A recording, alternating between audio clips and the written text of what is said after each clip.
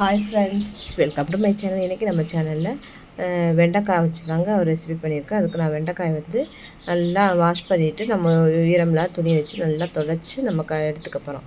அதுக்கப்புறம் அதை நம்ம கட் பண்ணி எடுத்துக்க போகிறோம். சின்ன சின்னமாக கட் பண்ணி எடுத்துருக்கேன். அதுக்கப்புறம் ஒரு கடாயில் எண்ணெய் ஊற்றி எண்ணெய் காய்ஞ்சதும் கடுகு வெந்தயம் போட்டு நல்லா பொரிஞ்சதுக்கப்புறம் வெங்காயம், பச்சை மிளகா, கொஞ்சம் குடமிளகாயும் சேர்த்துருக்கேன். போட்டு எல்லாத்தையுமே நம்ம நல்லா அந்த எண்ணெயிலே வதக்கணும்.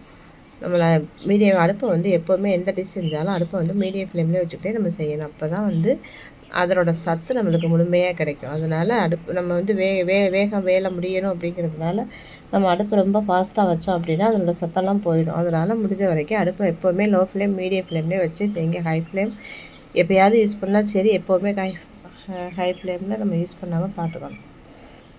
முடிஞ்ச வரைக்கும் மீடியம் தான் கரெக்டாக இருக்கும். அதனால் நல்லா அது வெங்காயம், பச்சை மிளகாலாம் நல்லா வதங்கினதுக்கப்புறம் நான் இதில் மாங்காயும் சேர்த்து மாங்காயும் போடுறதுக்காக கட் பண்ணி வச்சுருக்கேன்.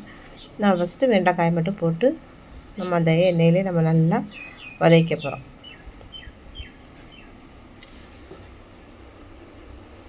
எண்ணெயிலே நல்லா வதங்கினதுக்கப்புறம் வெண்டைக்காய் நல்லா வதங்கினதுக்கப்புறம் தான் நம்ம வந்து இந்த மாங்காய் மசாலாலாம் சேர்த்துக்கணும். அதுக்கப்புறம் அது வதங்குறதுக்கு நம்ம உப்பு சேர்த்தோம்னாலே அந்த வளவளப்பு தன்மையெல்லாம் போய்டும், நல்லா வதங்கி வந்துடுறதுனால கொஞ்சம் கல் உப்பு சேர்த்துருக்கேன். இந்த இதுக்கு தேவையான அளவு உப்பு இப்போ இந்த இடத்துல நம்ம சேர்த்துக்கலாம்.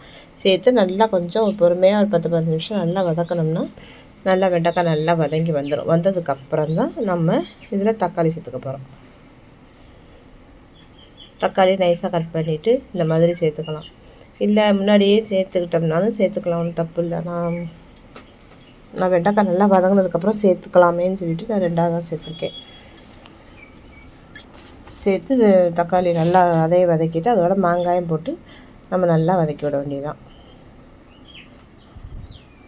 நல்லா வதங்கினதுக்கப்புறம் இதில் நம்ம மசாலாலாம் சேர்த்துக்கணும்.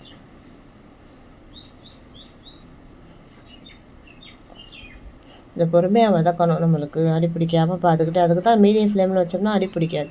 நம்ம கூட வச்சிட்டோம் அப்படின்னா அடி பிடிச்சிடும். அதுக்காக தான் மீடியமில் வச்சுக்க. கொஞ்சம் மஞ்சத்தூள், ஒரு பச்சை மிளகா சேர்த்துருக்குறோம்ல, அதனால் ஒரு ஸ்பூனு 1.5 ஸ்பூன் அளவுக்கு மிளகாத்தூள் போட்டால் போதும். மாங்காய் புளிப்பு எல்லாமே கொஞ்சம் தூக்கலாக இருந்தால் நல்லாயிருக்கும். புளிப்பு, உரப்பு, உப்பு இதெல்லாம் நம்ம கொஞ்சம் மாங்காவும் போட்டிருக்கோம், அதுக்கு தகுந்த மாதிரி தக்காளியும் போட்டிருக்கோம். இப்போ இது ரெண்டையும் பேலன்ஸ் பண்ணுற மாதிரி கொஞ்சமாக புளி நம்ம கரைச்சி இதில் சேர்த்துக்கோம். இல்லைன்னா ரொம்ப புளிப்பாக இருந்தாலும் நல்லா இருக்காதுல்ல, அதனால சரி நம்ம எவ்வளோக்கு மாங்காய் போட்டிருக்கோமோ அதுக்கு தகுந்த மாதிரி கொஞ்சமாக புளி சேர்த்தோம்னா போதும். புளி சேர்த்துட்டு நல்லா மிக்ஸ் பண்ணிவிட்டு நல்லா மூடி நல்லா வேக வச்சுக்க வேண்டியதுதான். அந்த மாங்காயெல்லாம் கொஞ்சம் நல்லா வதங்கி வரணும், அப்போ தான் நல்லாயிருக்கும் டேஸ்ட்.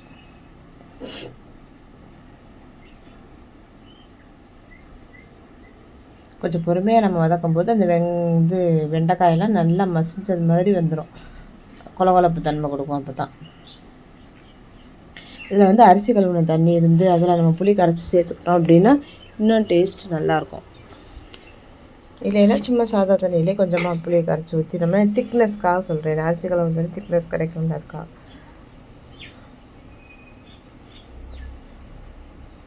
நல்லா வெந்து வந்துடுச்சு.